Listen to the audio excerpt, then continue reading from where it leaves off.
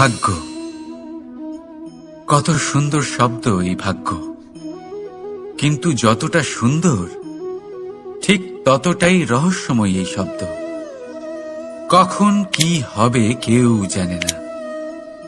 লোকে বলে যে ভাগ্যে যা লেখা আছে তার চেয়ে বেশি কিছুই পাওয়া যায় না, তার চেয়ে কমও কিছুই পাওয়া যায় না। নিয়তির যা রচনা তা কখনো মোছা যায় না। কিন্তু কেউ এইটা বোঝে না যে নিয়তি আপনার কর্মের দ্বারা বদলায়।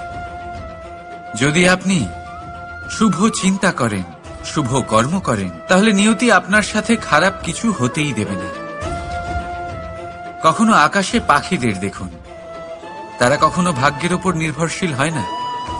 যতই ঝড় আসুক, যতই তীব্র হাওয়া দিক, ঘুরতে থাকে, একটা জিনিস জড়ো করে নিজের সৌভাগ্য, নিজের বাসা নিজেই তৈরি করে।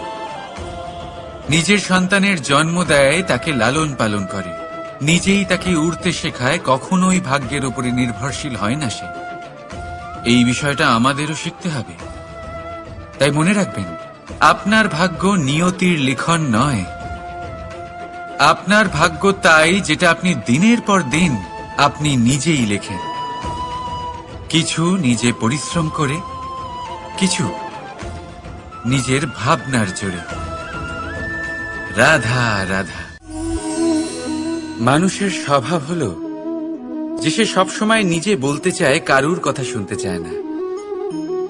কিন্তু তার এই স্বভাব তাকে এক বিশাল বড় জ্ঞানের থেকে দূরে সরিয়ে রাখে, সামনের মানুষের ব্যক্তিত্বের জ্ঞানের থেকে দূরে।